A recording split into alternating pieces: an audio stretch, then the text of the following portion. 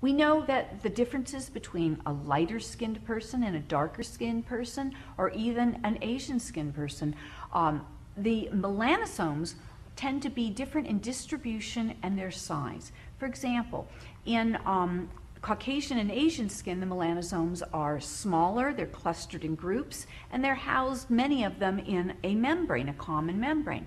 Whereas in black skin, you have melanosomes that are single individual entities, and they're about 4 times larger than the melanosomes that you might see in Asian or Caucasian skin. Having one single membrane around them and a much larger mass helps provide more filtration of the damaging UV radiation. So this is probably an evolutionary process that has just basically come with us through the years and is a protective capacity. Now, what does the melanin do? Well, we just mentioned it affords a protective capacity to the cells. In each one of our cells here, we see we have a nucleus. And what studies have shown that when you have incident light, UV radiation shining down on the skin cells, what happens is the melanosomes literally form an umbrella, I call it a cap, over that nucleus. And their job is to protect the DNA in the nucleus, because the DNA is very susceptible to damage and mutation from UV radiation. So it's a protective capacity to protect the critical DNA material in the nucleus of a living cell.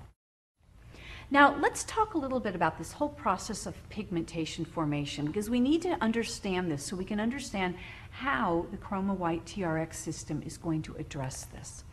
We get certain signals in our body, and those signals can be UV exposure, they can be irritation in the case of post-inflammatory hyperpigmentation, it can be hormones in the case of melasma, or even environmental chemicals or medicines that we're taking. And what these, what I call signals, are going to do is stimulate the body, the melanocyte, to make melanin. And this process of melanin formation is called melanogenesis.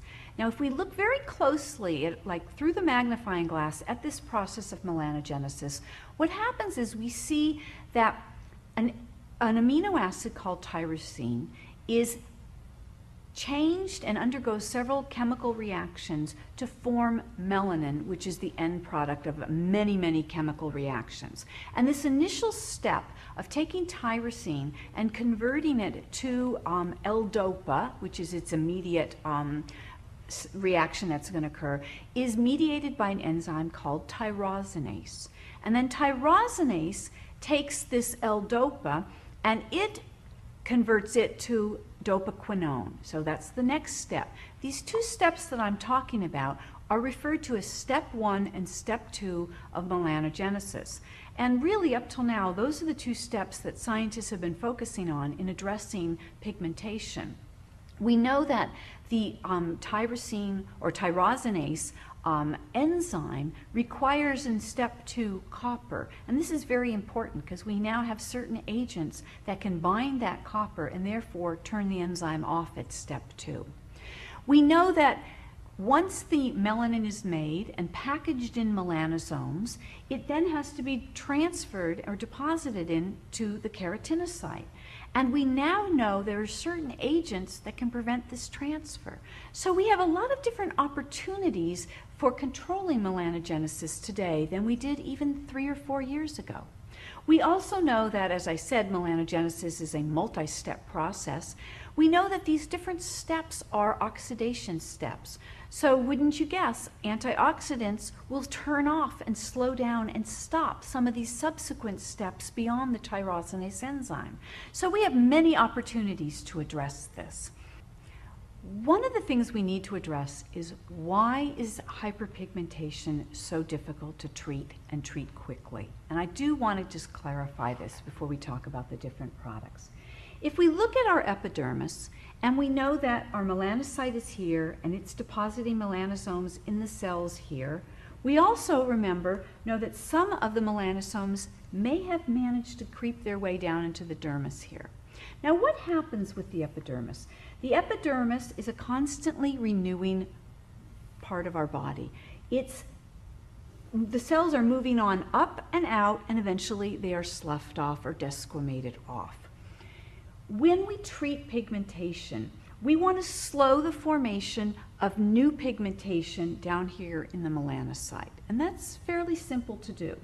What's not so simple is treating the pigmentation down here. And we also have to take into account that the pigmentation is deposited into the new daughter cells, and it moves its way on up and out through the layers of the epidermis until it's sloughed off. Well, when you're young, this cell turnover time, the time it takes from the cell to be born here and sloughed off at the outermost stratum corneum of the epidermis, can take maybe 14, 20 days. But when you get to be somebody who's like my age, 54, it can be 50 days. What this means is if I'm topically applying something to my hyperpigmentation, I may stop new pigmentation from forming down here, but these cells here already have pigmentation in them. And if my cell turnover rate is slowed down to 50 days, I'm going to be hard pressed to get rid of those cells or get rid of that pigmentation in less than the 50 days that it takes for those cells to work their way on up and slough off. I may address new pigment formation, but I'm going to have a difficult time expediting the movement of these cells on up and out through the epidermis so that I can facilitate or expedite the removal of that pigmentation. That's why a lot of lightening or brightening products on the market have hydroxy acids such as lactic acid and salicylic acid in them, and even retinol to help move that process of desquamation along. There are new ingredients called pseudolanes, which are enzymes that are being used also to expedite the desquamation process. We know that it's only the epidermis that moves cells on up and out and sloughs off, and the dermis doesn't do this. So you have no opportunity, short of really a laser, of removing the pigmentation down here in the dermis. And that's why you may be treating, let's say, post-inflammatory hyperpigmentation, and you may say, I've reduced the pigmentation by 50%, but I can't get that extra bit to reduce itself.